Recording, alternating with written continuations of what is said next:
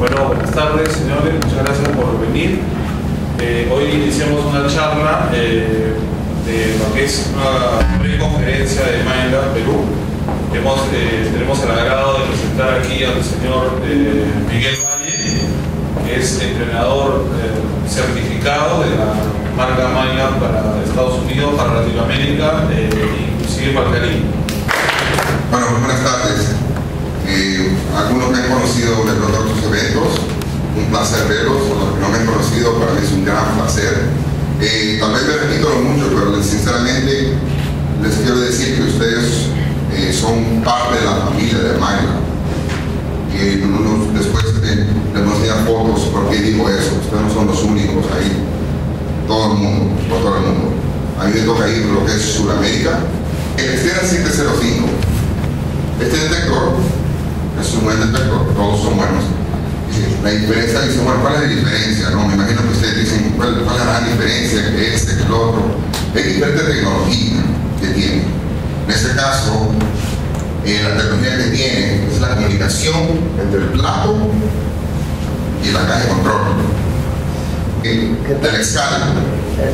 Y ese sí lo tengo aquí para mostrárselo. Es primera vez que lo miran, la tecnología que tiene dos tecnologías. BBS, ¿qué significa? Tiene la opción que tiene muchas señales abajo, suficiente, y regresa. También, de enfrente, que en este caso, tira la señal hacia abajo, ¿no? Entonces también tiene la opción de tirarlo enfrente. Este es el único que hace eso. Y la razón que hace eso es porque si estamos buceando, entonces busco acostado, ¿no? Porque va nadando uno, ¿no? Entonces, como voy a repetir, va a 60 metros de profundidad. Él ahorita lo va a presionar el botón, va a regresarlo, como digamos, a retornarlo a como viene la caja de fábrica. Es presionando el botón, como se prende. Lo presiona de 3 a 5 segundos. El GPX, cuando se prende, el botoncito atrás, se mantiene presionado abajo. Es toda la diferencia. Pero lo que es el ITRA, el Safari, el CTX, el 3030 y el 705. La diferencia del 705 es que se oprima el menú y el botón de prender. Pero lo que es el ITRA, Safari, CTX, se mantiene este botón presionado por 3 a 5 segundos. Se esperan hasta que salga la letra que diga FP. Y me encontré, pero me sonó con el GPX. Obviamente porque tiene mucha administración. Entonces, otra cosa que les recomiendo a ustedes es andar un imán cuando ustedes vayan y tirarlo a la tierra. Y si se pega mucho a la tierra, ustedes ya tienen una idea, ok, en este terreno hay mucha administración. En este caso, esta piedra se pega. Y no es hierro, es piedra, no lo pueden pasar. Voy a presentar al doctor en historia, el doctor Juan Luis Orrego Penagos, y requiero un fuerte aplauso para él.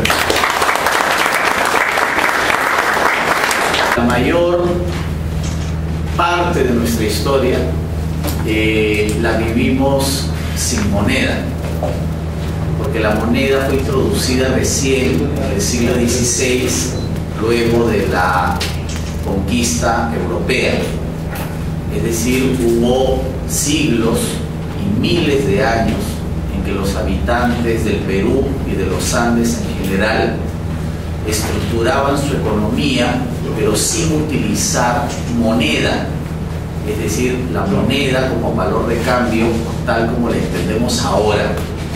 Existen teorías que hubo algún tipo de monedas, entre comillas, antes de la llegada de los españoles. Por ejemplo, dicen que en la costa el ají a veces funcionaba como sistema de cambio. Dicen que en ciertos lugares de la ceja de selva y de la sierra se utilizaba también la coca como sistema de cambio. Y hay otras teorías que dicen que el muyu es un molusco que se sacaba de las costas de Ecuador, ¿no? Los chinchas, que eran grandes navegantes, iban hasta las costas de Ecuador, traían el muyo, que repito es un molusco, ¿no?, que es el Spondylus, también servía como sistema de cambio. Pero lógicamente son teorías. Si es que existieron como sistemas de cambio, no se pueden comparar a las monedas tal como las entendemos ahora. Entonces, ¿eso qué cosa? Eso nos lleva a hacernos algunas preguntas. ¿Cómo antes del siglo XVI la gente accedía a bienes o a servicios sin tener moneda? ¿No? Todo esto tiene que ver con un sistema muy complejo y que ahora sería pues muy largo de explicar, que son los principios de la reciprocidad y la redistribución. Es decir, por ejemplo, una familia tenía su tierra y si quería cultivar, cosechar y necesitaba mano de obra, le pedía a los otros miembros del ayu ayuda, esa era la reciprocidad. Y esa familia quedaba comprometida a devolver el mismo servicio u otro análogo. Entonces, a través de la reciprocidad, por ejemplo, del trabajo comunitario, se accedía al trabajo. Es más, recuerden ustedes, cuando el presidente Belaúnde, en su primer gobierno, creó el sistema de cooperación popular, que seguramente ustedes lo conocen, era una forma de construir sin necesitar dinero. Es decir, se convocaba a las comunidades. Si una comunidad, por ejemplo, necesitaba un puente, un colegio, una pista, el gobierno ponía los materiales y la asesoría, por ejemplo, con los ingenieros, y la misma comunidad ponía su fuerza de trabajo. Es más, la Lima en la que vivimos ahora, la Lima que ha sido agrandada y reconstruida por los migrantes provincianos, todo este sistema de la autoconstrucción ha sido revalorando una serie de principios andinos, como el de la minca, por ejemplo, ¿no? Cuando se construye de manera comunitaria a través de los amigos, del compadrazgo, qué sé yo. Es decir, uno construye, pero sin necesidad de tener dinero. O sea, parte del costo no se paga en dinero, sino con estos mecanismos de reciprocidad, ¿no?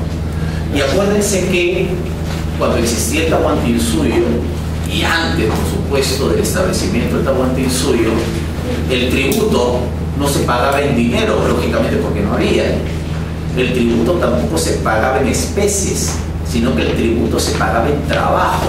Todos los ayllus, a través de los curacas, le enviaban al Inca gente para trabajar. Entonces, esa gente que trabajaba producía los bienes, ¿no? Y luego el Inca los redistribuía.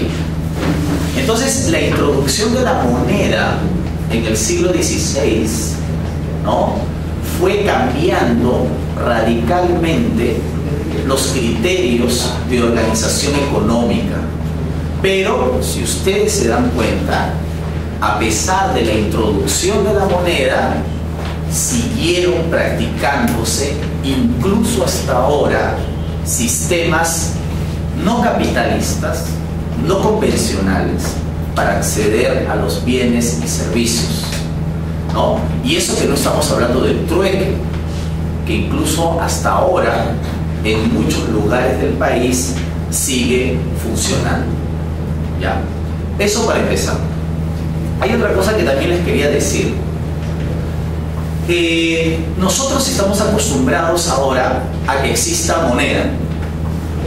Es decir, las monedas, los billetes, son parte de nuestra vida cotidiana, ¿ya? Nosotros damos por hecho que existe la circulación monetaria y que si en ese momento tomamos un avión, ¿no?, y nos vamos al Cusco o nos vamos a Iquitos, a Tacna o a Tumbes, nosotros vamos a ir con plata. No existía la circulación monetaria tal como la entendemos ahora. Entonces, por ejemplo, había dos estrategias para hacer transacciones comerciales. Una seguía siendo el trueque. Mucha gente seguía utilizando el trueque. Y, por ejemplo, algunas haciendas, incluso minas, ¿no?, acuñaban sus propias monedas, que seguramente ustedes, aquí algún explorador habrá encontrado.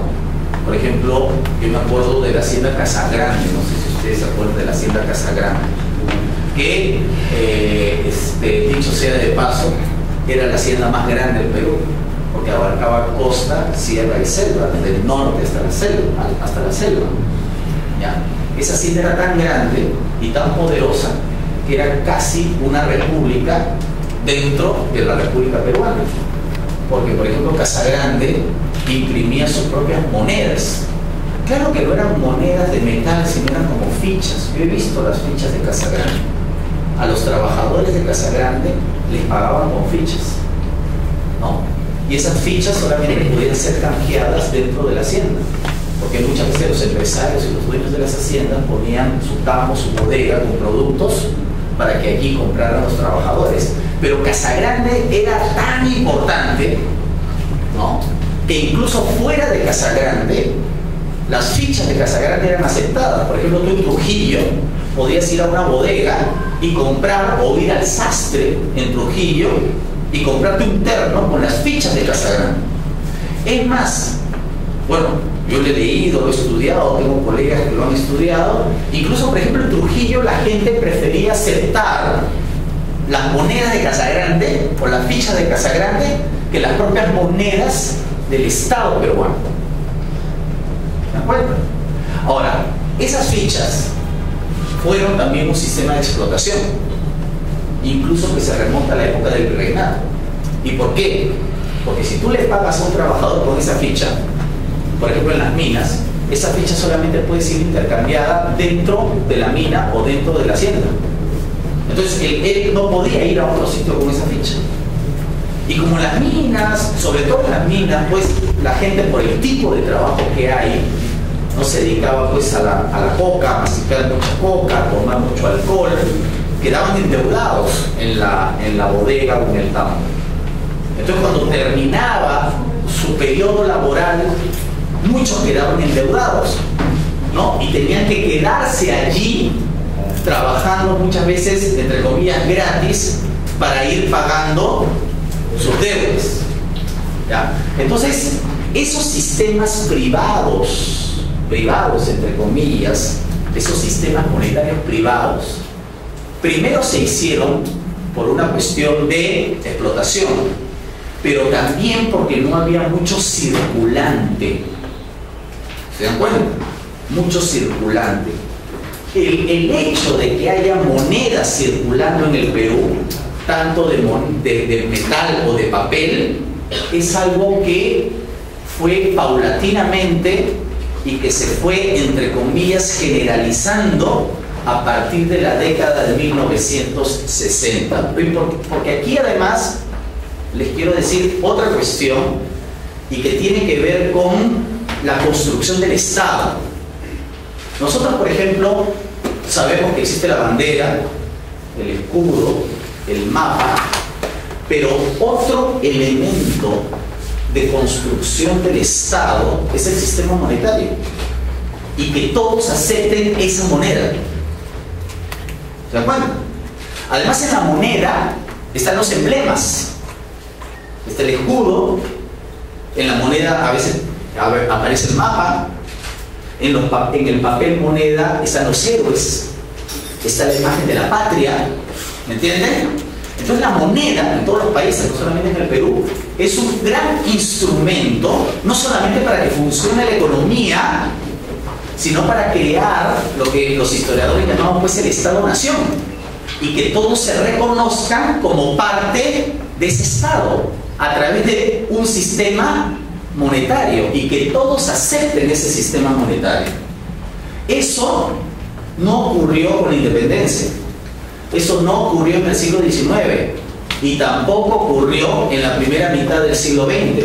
Eso es de la segunda mitad del siglo XX, cuando ya todos los habitantes de un Estado aceptan, reconocen un solo signo monetario. ¿Se dan cuenta?